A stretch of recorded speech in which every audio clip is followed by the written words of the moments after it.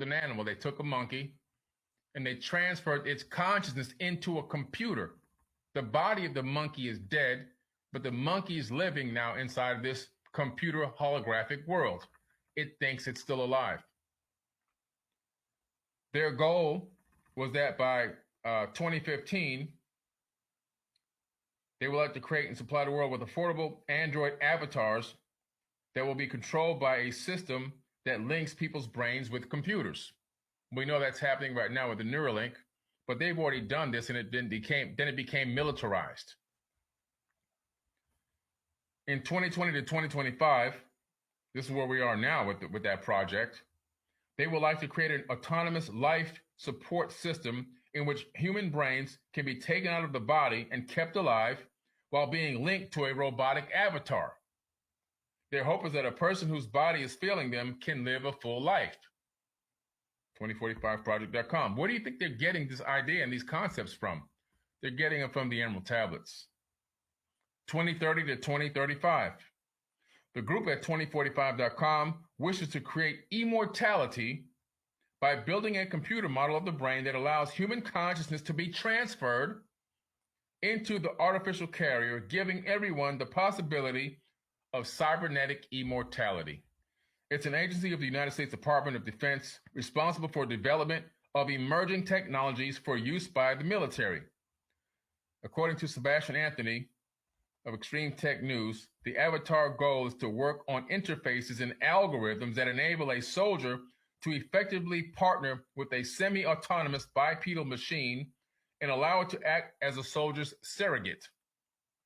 DARPA wants to develop the walking equivalent of an unarmed aerial vehicle, a bipedal robot drone, where the controlling soldier is hundreds or thousands of miles away from the front. In other words, they're in a bunker somewhere, and they're consciously linked with this field robot or field drone, and they're literally controlling it with their conscious thoughts. And that way, if the drone or the soldier gets destroyed, the actual physical living soldier is still alive just because the symbiotic link is disconnected. All right? It's the DARPA program. It's called the Avatar Project. It's in my book, Compendium of the Emerald Tablets. You see, this movie, Avatar, and all this stuff, it's all ancient. It's already been done. It has already been done.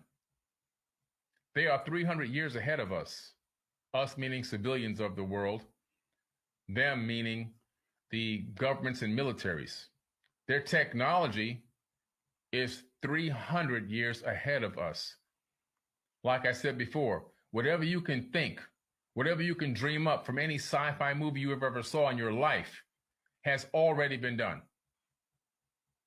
Effectively too, not just tested, but actually accomplished and done, and actually can be put to use. And some are being put to use without our knowledge of it and with no congressional oversight whatsoever.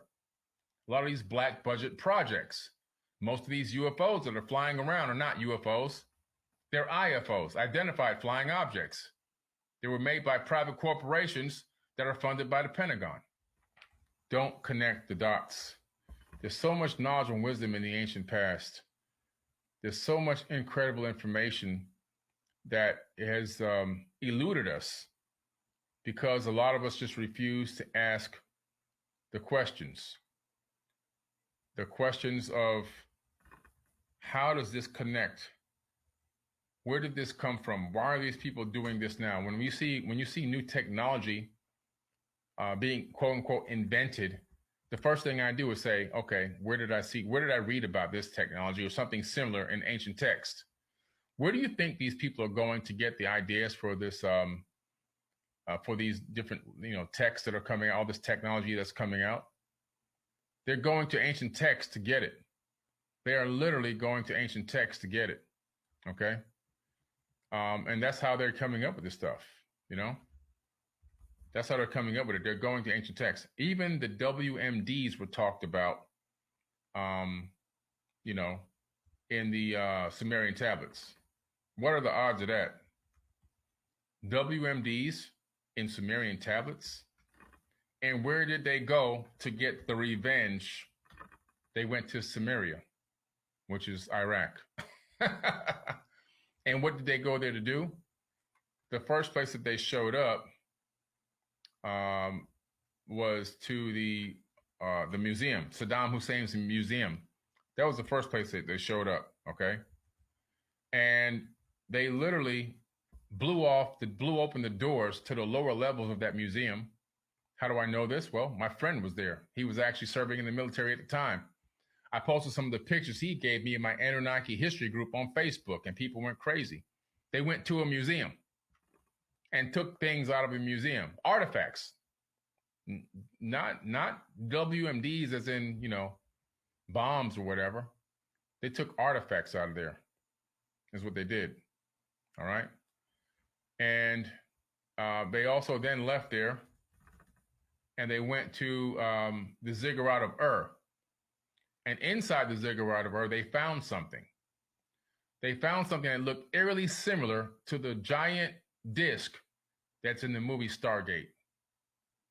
And they took that out of there. They put that, my friend said he saw them put it on the back of a double wide Humvee, and they threw a tarp over it, and it drove off, and he never saw it again.